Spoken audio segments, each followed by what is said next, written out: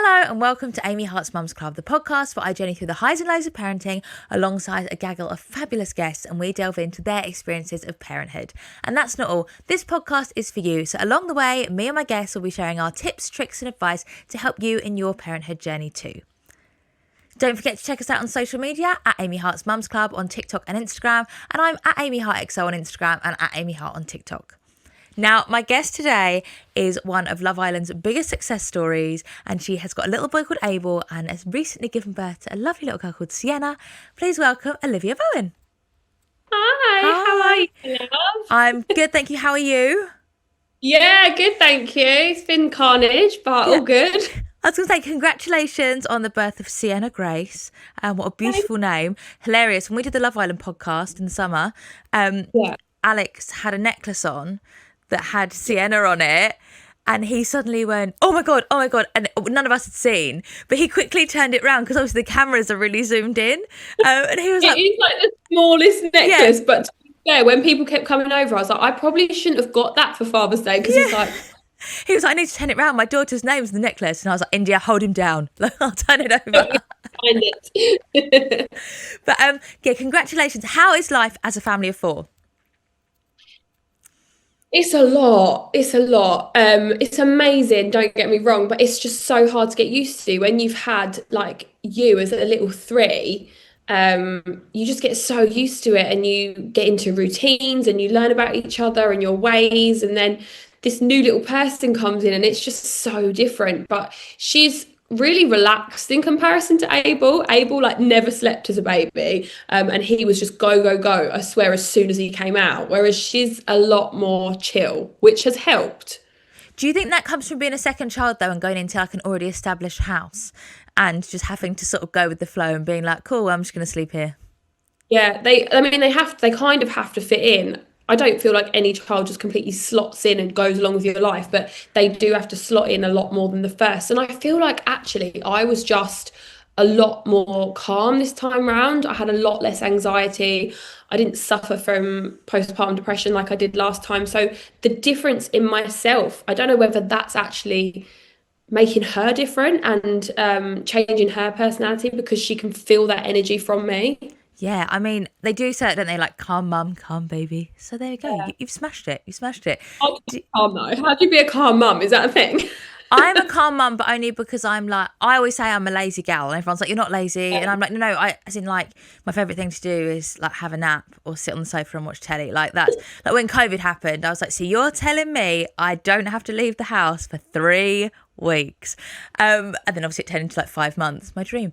But that's, so I'm not a calm mum. I don't want to say I'm a lazy mum. I'm a sofa mum. Chill. Yeah, I'm chill. Yeah. Yeah. No, I think it's such a nice thing. And I do feel like this time round I'm definitely more chill. So I think it just depends, doesn't it? Like you said, your personality. I do like a nap though. I can't be mad at that. I know, and I think like when you have your first child, when they nap, you can nap. But I'm guessing when you have your second child, you're like, oh, lovely, I can. Oh no, there's another child there.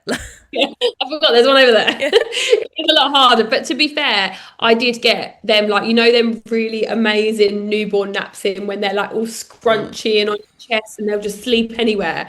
I did get a few of them in, so I feel very lucky because obviously Alex is at home a lot. We work from home, so it helps to be able to like divvy up the jobs. I think when you have, I'm guessing, obviously I don't have a second child, I only have one, but I feel like when you have your first child, you have like your whole life in front of you and you're like, I'm going to have 10 kids probably. So you don't like appreciate it more. But then like as you get older and sort of, like going from 1 to 2 kids and stuff, is everything like, do you relish everything more because you know how quickly it goes from having Abel? 100%. I felt and still feel so different this time round. I'm much more hesitant to like go back to work, and I'm much more hesitant to leave her. I think with Abel, we gave him a bottle at 2 weeks and we went out for dinner. My mum had him. Whereas this time round, I've been so scared to leave her. I don't know whether it is because, like you said, it's that second child and you know how quick it goes, or because I know we're not going to have another one. So I'm like, this is my last baby. Like, this is the last time I'm going to see the firsts, which is really hard to get your head around, and it feels really sad at the same time that it's really happy. But I definitely feel like for us, 0 to 1 was harder than 1 to 2 so far. Don't quote me on Yeah. that. If people tell me this after, then I've said later on, like, this is hell. But I think your whole life is already changed, isn't it? And I think, you know, my friends that have had second children said that pregnancy is so different when you have a second child, because from the moment you found out you're pregnant with your first, your whole life just transforms, and like the whole trajectory. You're like, oh God, like I'm going to go through such a change. But you've already done that when you Yeah. had your second.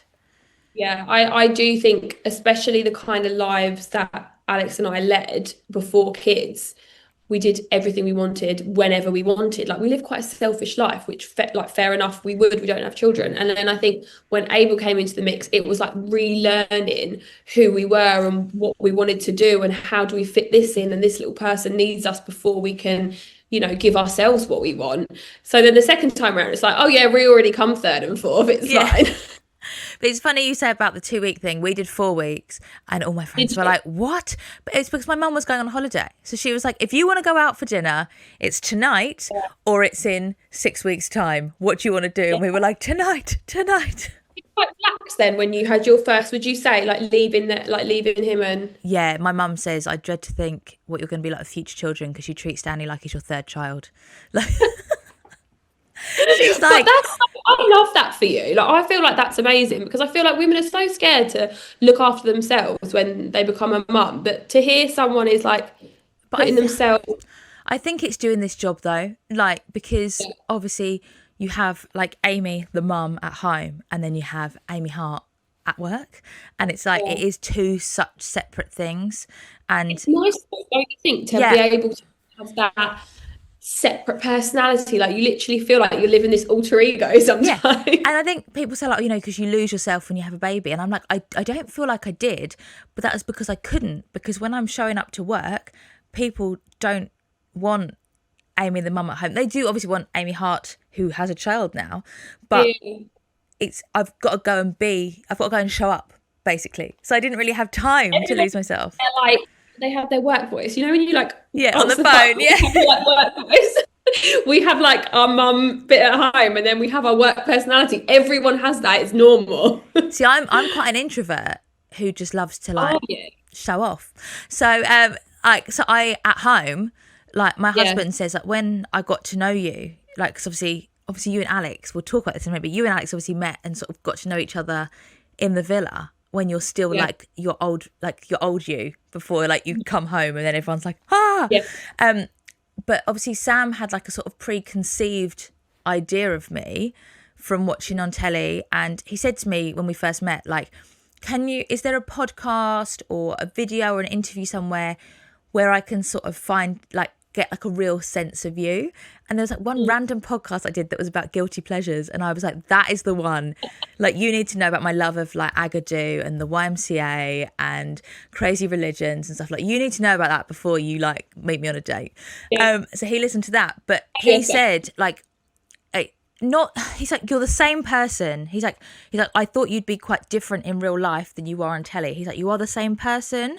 He was like, but at home you're like not power off mode, but he's like, you are so quiet, and then when we're around people, that's when you sort of come alive. And I was like, yeah. Do you think that's because you use all your energy when you are out? Like if you're an introvert, you kind of like, you have to just like give it your all when you're out, and you come home and you're like, oh, like you can breathe. So when I was doing the Love Island podcast in summer, I obviously do 6 nights a week, because I do After Sun as well. So it's a lot of talking. It's a lot of like, being on camera and stuff.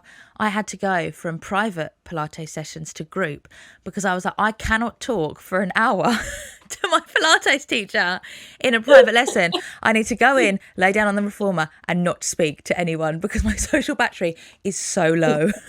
Yeah, no, that is a hard schedule. It's a lot on anyone. Yeah, and I drive myself, and everyone's like, oh, do you not wish you had a driver? I was like, no, because there's a chance I might have to talk to them. And I was like, at least in the car. like the first 3 weeks, I'm like calling people in the car all the time, and like having them on my sort of like, I'll say to my best friend, like, all right, should we do an hour and a half catch up on the phone? Like, yeah, amazing. By like week 5, I'm like, no phone calls. I don't wish to speak to anyone unless it's at work. Now, just going back to your birth with Sienna, it sort of didn't go to plan. Can you tell us a bit about that? No, so With Abel, I had quite a difficult birth. And I didn't really prepare for it. I wasn't really as serious about it as I have been this time round. I think having that birth with Abel and having the trauma after that actually really affected me for a long time. I ended up having to go to therapy, and I had a lot of work to do around how I felt like I'd let myself down, which is silly because he's out of me. It happened. It worked. He got out. He's born. But I had this really bad sense of failure. And this time around, I wanted to be really prepared, and I wanted to try something different. So I looked into home birth and started researching that. And that was the route that I wanted to go down. So we had doulas, and I was doing lots of reading and research and prepared to have her at home. And actually, the start of the birth was like went really well, and we were at home for about 12 hours, but it just seemed like I wasn't progressing again, like what happened with Abel. But what I learned the most from learning about home birth and doing all the research was how you need to listen to your body and how you should trust yourself and trust your intuition. And I'm so glad that I did that all, even though I didn't get the birth I wanted at home. The stuff that I learned gave me the ability to make decisions which I don't think I would have been able to if I hadn't have done that.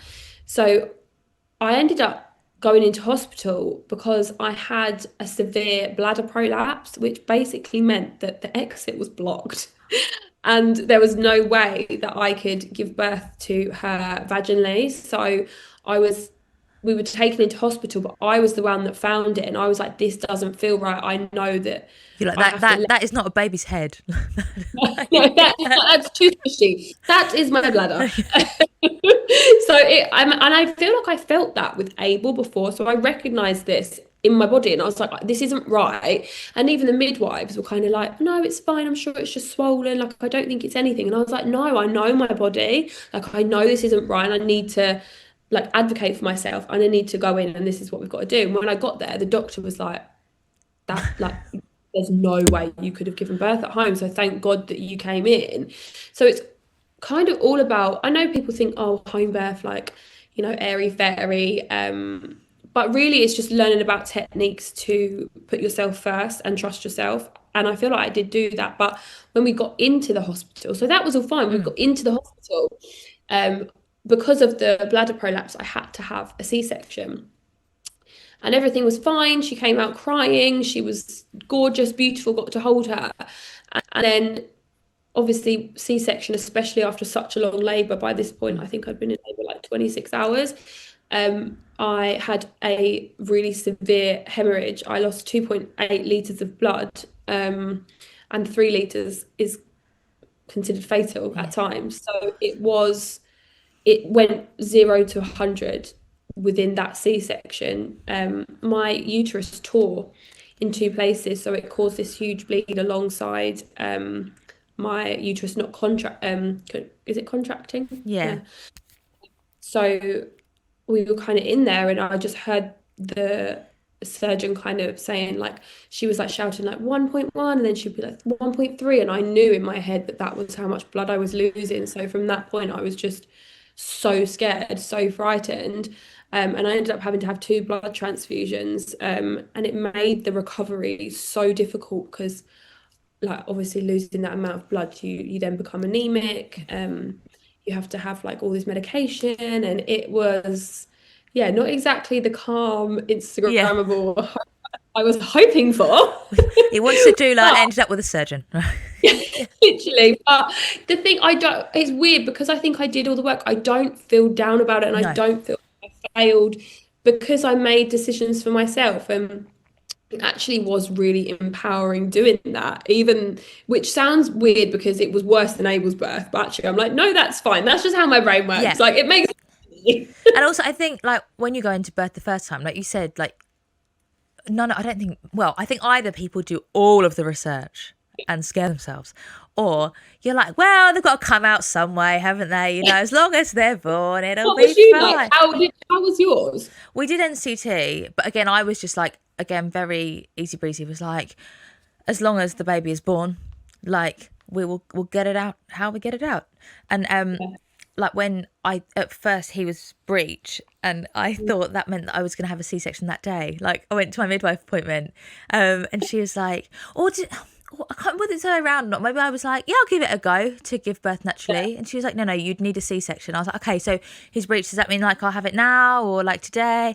She was like, no, we'll wait. It's fine, because everyone in my NCT group had all had babies 12 hours after their 37-week appointment. So like literally, because they'd all gone, had like the test, and it's like pre-eclampsia or stuff like that.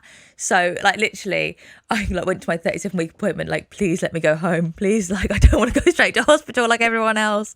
But yeah, I was like very like, oh well, what will happen will happen. But then I think that's all very well and good, but like you say, then afterwards you come away and you're like, oh, that's just happened, but you did the work, and then you did all the research for your second birth, and like you say, you're more sound in your head of like, this is what could happen, but then also it might not go that way, and that's okay. I'm so relaxed about it. Like I wish I was that person, but I'm not. I'm like to be hyper organized. I'm really controlling. So the idea of me just like letting go is not possible. That's just not in my realm. Well, I had 5 days of contractions, and I kept calling triage, being like, hi, and they were like, if you can talk, you're not in labour. And I was like, the thing is, I didn't say this on the phone to them. Every time I hung up the phone, I just kept saying to my husband, I walked around with a grumbling appendix for 5 days, and then it burst as they put me under. Like, I have a high pain threshold. They don't understand this. That is a thing. Yeah, and Sam kept being like, oh yeah, she's got a high pain threshold. And then we got to a hospital once my waters are broken. And I was talking to the midwife, and I was saying, hypnobirthing's rubbish. I need an epidural. I can't do this. I haven't slept for 5 days. I need to go to sleep. My friends all slept from 3 to 10 centimeters. I need to sleep. So I'm chatting to her, and she's like, look, the fact that you're chatting, you're like, we messaged you this afternoon, you were 0 centimeters. It's now 5 hours later. So let's measure you, and then we'll see where we go from there. And she was like, okay, bad news, no epidural, because good news, you're 10 centimetres. So it's time to push. But it means we actually need to put some stuff, because I've been put in a side room with a ward bed and no resus, like no second midwife or anything. So then they were like, right, have the gas and air, don't do anything, don't push, because we need to get a new bed. We need to get everything in here. And they like literally had to like lift me from one bed to the other. And yeah, so again, like, your body, and that is like, next time I have a baby, I said to Sam, as soon as my water's broke, we're going to go and camp out in the hospital car park and watch our iPads. Maybe might come out so quick on your second, because if your first was like you dilated that quick, like the next one's going to shoot. I know. So maybe just like around from 37 weeks, we'll just maybe get an Airbnb next to the hospital. Be prepared, ultra prepared. Now, you and Alex are such a fabulous couple. Like, I have spent a lot of time with Alex doing the podcast, and the way that he talks about you, I think, is how we all want our husbands to talk about us. What is your two secret? Because obviously, there are a lot of Love Island success stories.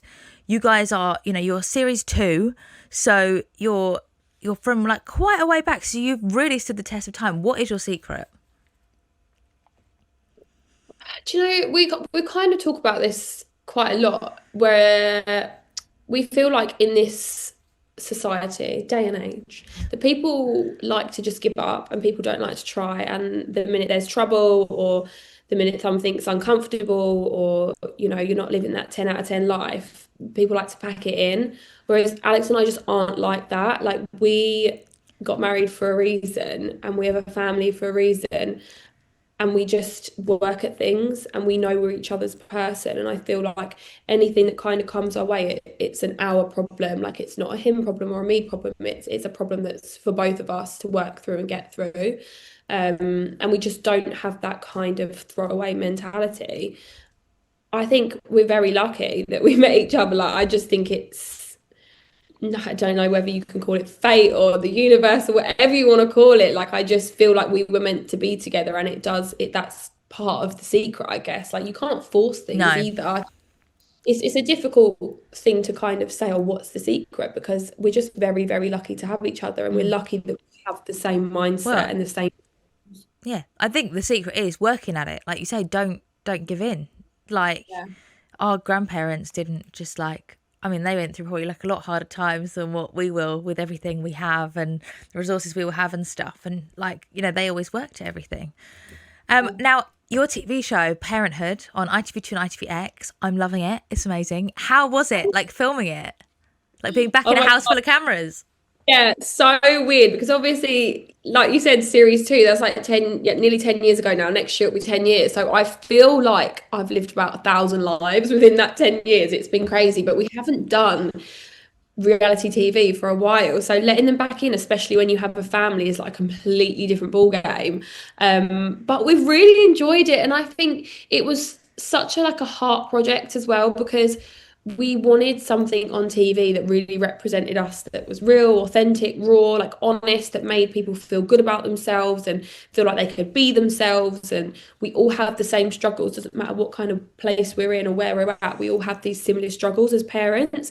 So it was just amazing to get that across because the reception has been like exactly what I wanted. And I just feel so grateful for that, that people are receiving it how we wanted it to be received. It's such a good, like, I think, indicator of you guys as a couple and as a family. How did Abel enjoy it? Because obviously it's all like sort of new to him. Yeah. So this was the thing, like when we did a reality show back in the day, like a good 6, 7 years ago, and it was just us two, so that's fine. Like that was our decision. But with the kids, like it's a big decision having your kids on TV, and it was not one that we took lightly. And we kind of said, if he doesn't want to do it, we're gonna have to stop, whether it's halfway through the show or like we're cancelling it. This is about him and how comfortable he is. But he loves it. Yeah, I've created. It's like every time the cameras are here, he's like, the cameras are here, the cameras are here. It's like Ollie and Ollie, which are our yeah. producers. He's like, they're here. And then when they go home, he's like, where are the cameras gone? He's He like, I've got missed. more I need to say. Like, Yeah, and he's so natural and he's so carefree around them. There was a lot of stipulations that we had about, the kids in nappies or not to be filmed, like nude or in pants or eating. There's so many things that we did research on to make sure that this was going to be right for us because you just want to, wrap them up in bubble wrap, but part of our lifestyle is social exactly. media. So it's hard to kind of get that balance. But hopefully we did do that with the kind of rules we had in place. And like I said, he just loved it. Like he absolutely loved it. And how amazing for him, because obviously he'll remember. Like my brother was born. I was 2 years and 9 months, and my brother was born, like literally to the day. And I remember like walking down the stairs and seeing my granny like through the spindles, like in the lounge, and thinking like, oh, if granny's here, that means that the baby's coming. But then I don't really remember anything else. So Abel's 3, isn't he? Yeah, three and a Yeah, half. 3.5. So he'll remember some stuff, but what an amazing like sort of record to have of like when his baby sister was I born. mean, it's like I know it's like just a home video for us to watch that back. I always think when I'm watching it, I'm like, oh my God, I can watch this when I'm like 70, Hmm. sitting there like reminiscing, and when the kids have gone and I can't bother to come look after me. Yeah. Like, That's why I try and like vlog everything. Like even if I don't end up editing it and putting it out, just so it's all on memory cards and then just sort of move through that. Were you doing a series 2? Would you love a series 2? you just never know. Like, obviously, it's been, I think for me, because I was pregnant during it and then postpartum, it was actually very hard to film. I was tired all the time. I was so emotional, as most people probably have recognized by now. I cry like every episode.